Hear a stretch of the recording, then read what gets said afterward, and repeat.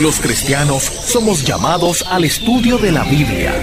Es a través de la palabra de Dios que podemos conocerla y crecer. 104.1 Redentor presenta al pastor José Martínez en Bíblica.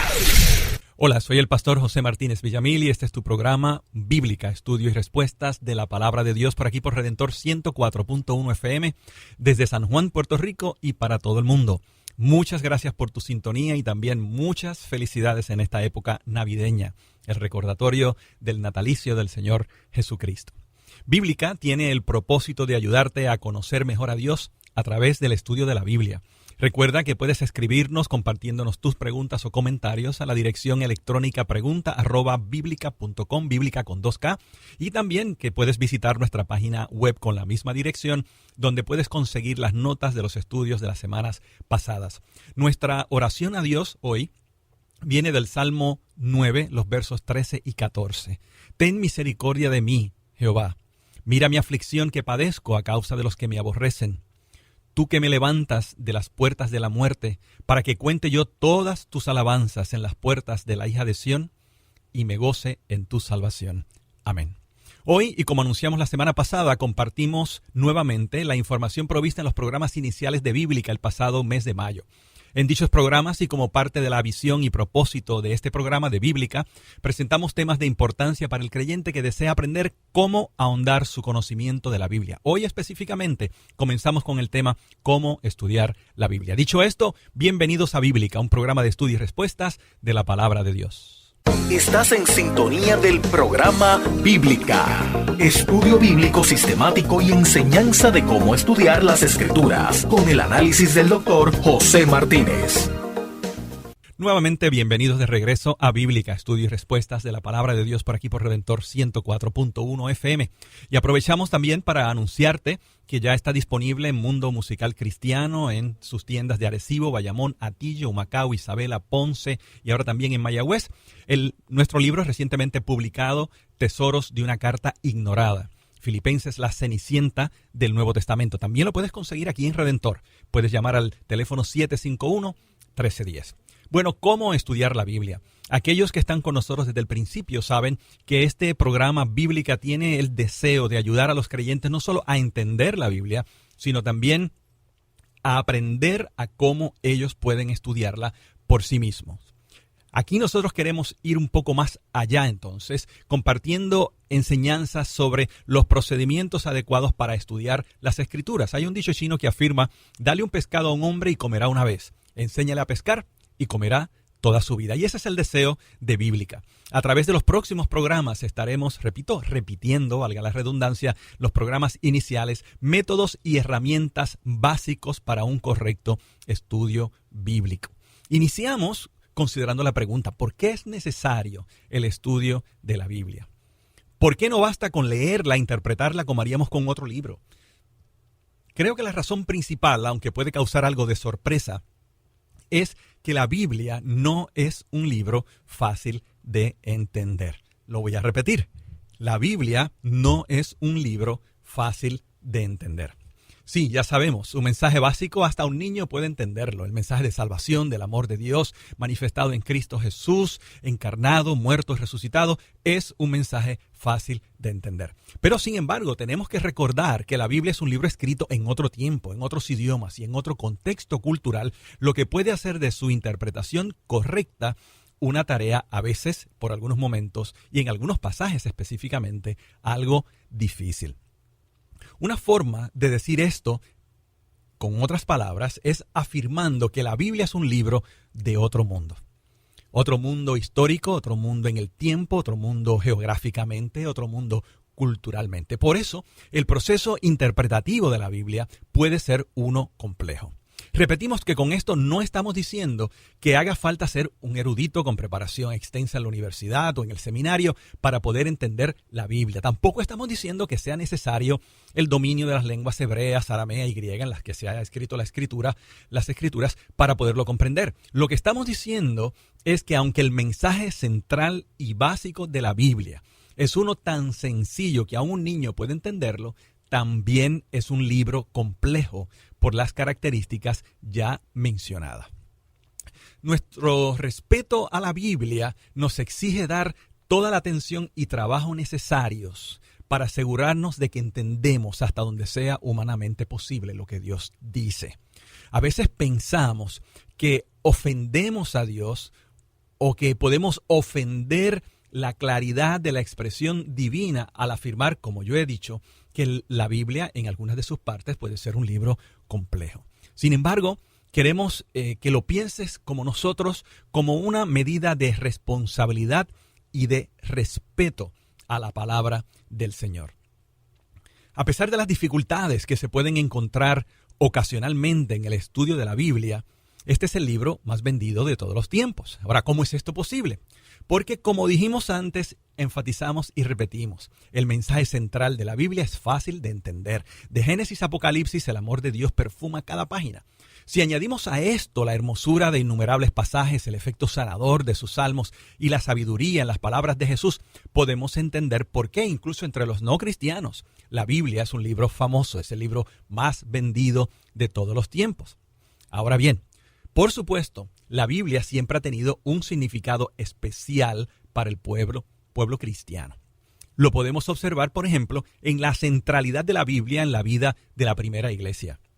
Lo podemos observar también en que la frase sola escritura, solo las escrituras, fue una de las frases clave en la Reforma Protestante del siglo XVI.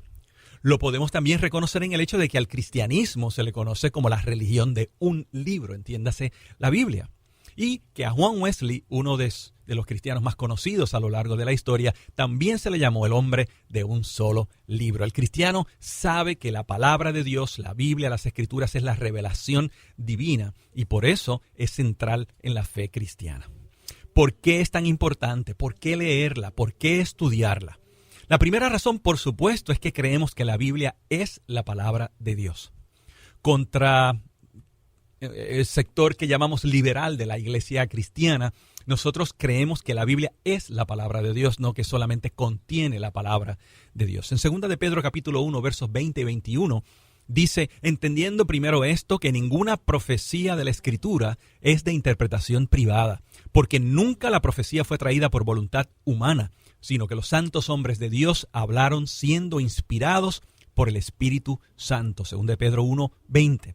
También en 2 de Timoteo 3:16 se dice así, toda la Escritura es inspirada por Dios y útil para enseñar, para redarguir, para corregir, para instruir en justicia, a fin de que el hombre de Dios sea perfecto, enteramente preparado para toda buena obra. Toda la Escritura es inspirada por Dios, 2 de Timoteo 3:16. Y esa es la primera razón por la cual es tan importante acercarnos de manera respetuosa y correcta al estudio de la Biblia. La segunda razón es que la Biblia, por ser la palabra de Dios, tiene poder para actuar en nuestra vida. Contrario a un libro secular cuyo efecto en nosotros se va a limitar a aumentar nuestro conocimiento o quizás hasta proveernos un rato de solazo, de inspiración, la palabra de Dios tiene poder para afectar profundamente nuestras vidas. Tiene poder, por ejemplo, para alimentarnos, para edificarnos. En 1 de Pedro 2:2 dice, desead como niños recién nacidos la leche espiritual no adulterada, para que por ella crezcáis para salvación. En Hechos 20:32 se dice, y ahora hermanos os encomiendo a Dios y a la palabra de su gracia, que tiene poder para sobreedificaros y daros herencia con todos los santificados. También tiene poder para guiar. En el Salmo 119, los versos 104 y 105, el salmista escribe, de tus mandamientos he adquirido inteligencia, por tanto, he aborrecido todo camino de mentira. Lámpara es a mis pies tu palabra y lumbrera a mi camino. También la palabra de Dios tiene poder para limpiar. Salmo 119:9 dice, ¿con qué limpiará el joven su camino? Con guardar tu palabra. Y Jesús en Juan 15, versos 2 y 3, dice, todo pámpano que en mí no lleva fruto lo quitará, y todo aquel que lleva fruto lo limpiará para que lleve más fruto. Y a sus discípulos continúa diciendo, ya vosotros estáis limpios por la palabra que os he hablado. La Biblia, la palabra de Dios, es poderosa. Por eso es que debemos estudiarla. Tiene poder para alimentar, para edificar, para guiar, para limpiar y, por supuesto, también para enseñar. Repetimos la lectura en 2 Timoteo 3:16 y 17. Toda la Escritura es inspirada por Dios y útil para enseñar, para redarguir, para corregir, para instruir en justicia. En Romanos 15:4 también se dice, porque las cosas que se escribieron antes para nuestra enseñanza se escribieron a fin de que por la paciencia y la consolación de las Escrituras tengamos esperanza. Y antes de continuar con el siguiente modo en el cual Dios usa su palabra para formar nuestra vida, para bendecir nuestra vida, quisiera hacer una pequeña acotación sobre este último verso en Romanos 15:4, que quiero leer nuevamente. Porque las cosas que se escribieron antes, para nuestra enseñanza se escribieron, a fin de que por la paciencia y la consolación de las Escrituras tengamos esperanza. Quiero repetir este verso porque él nos recuerda la importancia del Antiguo Testamento para el cristiano.